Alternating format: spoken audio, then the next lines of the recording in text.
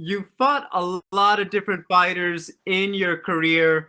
I guess what is the feeling like? You're not up against a veteran, but you're up against a guy pretty new to the UFC. First of all, he's pretty new and he's so far the youngest one. Uh, feel excited, very excited about this match. No doubt about his stuff. He's dangerous, young, hungry, so I'm ready to go. Does it, being the former champion and the veteran, does it bring more motivation to your training? Because it almost seems like they're looking to build him with a win off of you, possibly. Things like that, they're fucking wrong. So I'm very excited, like I said, about this match. I have my plans, my goals. I have my motivation. I'm talking exactly about my two little sons. So fuck everybody else that they thinking about. I'm here to help him get like victory or some veteran or something. Listen, in heavy division can anything happen. One punch you can win a whole fight, and one punch might end up everything what you put in the first 3 rounds. So I don't care. Like I said, I'm here to beat him. I had a great camp. I had great coaches, and I'm super motivated. I'm ready to go. Like I said, at age 41, I'm pretty much the first guy who come into the gym and the last one who live in the gym after workouts. So I choose what's more important for me right now. I choose my priorities in my life, and that's it. I'm ready to go. Like Nike, just do it. That's all for me. Thank you. We'll go next to Mike Vaughn with USA Today. Hey Andre, this is your 33rd UFC fight. Only two people have more than you, Donald Cerrone and Jim Miller, who each have 36. But you actually have more fights in this run with the UFC than you did your first time around when you were champion and everything. How do you feel about how this stint has gone compared to obviously your first run earlier in your career? The big difference, only one big difference is my age years ago. And listen, I don't know. Some beauty in that time, what happened with me like 20 years ago, 15 years ago.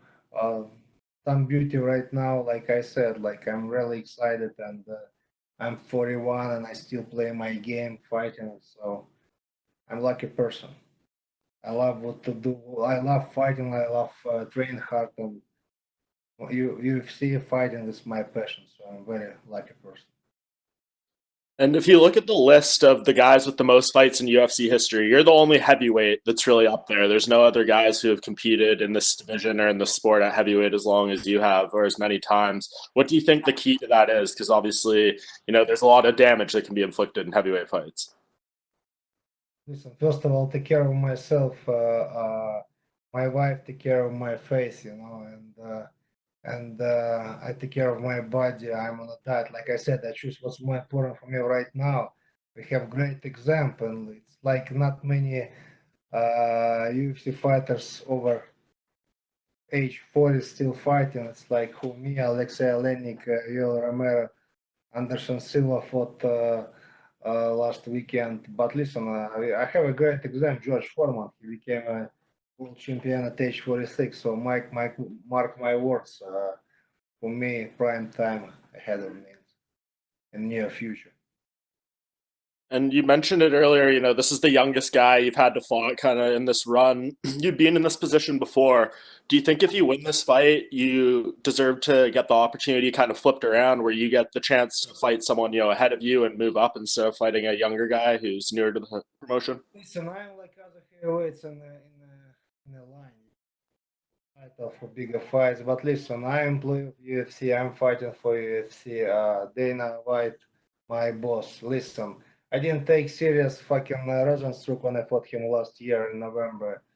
Uh, Listen, like I paid for every my mistake. So another young guy, good. I never choose my opponents. I'm ready to go. Boser. We'll see what's gonna happen after Boser. Great. Thank you, Andre. Thank you. Up next, we'll go to Ezekiel Berganzi with Super Luchas. Hey Andre, how are you? I wanted to ask you, how do you feel after Anderson Silva's retirement? Because he debuted in the UFC when you were champion. So, how do you feel after watching all his career and now seeing him retire? Listen, I think he did a lot for UFC, for mixed martial arts. So what I can say, Anderson, enjoy your retirement. And Tanner Boser, talking about your fight, Tanner Boser comes with 2 victories with knockout. So, are you going to fight him with the distance, knowing that he has a knockout power, or are you going to brawl him? Like, are you going to exchange a lot of punches with him? Brawl with him. And like I said, in the past fights, only my mistake what I did it was because I didn't stick with my game plan. I had a great camp. I have a game plan for my fight on Saturday, so hard work behind me. It's easy to fight, but what's going to be hard for me is stick with the game plan. That's it. And how do you get used to train under the pandemic circumstances? Because you had one fight this year, and this will be the second one. So are you used now to training under all the social distance and stuff? Don't train on social distance. I'm training like full contact with my sparring partners, and my coaches. I'm okay. If you mean that how affect my training, didn't affect at all. Like I still have I'm on a schedule. If I have 3 workouts a day, I'm gonna do my 3 workouts a day, unless if somebody's sick or something else. But knock on wood, everything went very good, and I stick with my game plan. COVID doesn't affect my training schedule. Thank you, and good luck on Saturday. Thank you. We'll now go to Jay Anderson with Cage Side Press. Thanks very much, Andre. Welcome back. You mentioned, choosing your priorities. How have those changed now that you're later in your career? 180 degrees. I'm not a party anymore. I'm not drinking like I used to drink. And listen, I spend more time with my family and at the gym. That's it. That's pretty much it. Like that's my life. Like I said, I choose what's more important for me, and I stick with my game plan because I know I still have some power in my body. I still have fire in my eyes. I know what I'm doing. And this fight wound up being pushed back. I believe it was originally set for October. What happened with the delay, and did that extra time help you in any way? I don't know, something happened. Why we didn't fight in October, fight now, months later in November.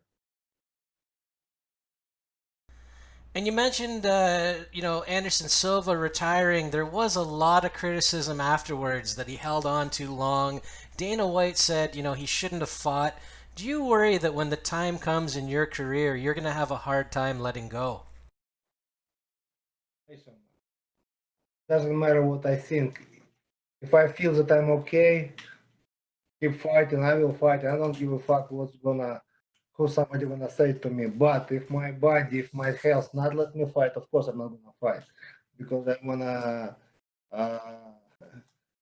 Like in 30, 40, 50 maybe years to see my kids, my grandkids, grandkids, probably that's it. Just like somebody said that Arlovski should retire back in 2009 when I lost 4 fights in a row.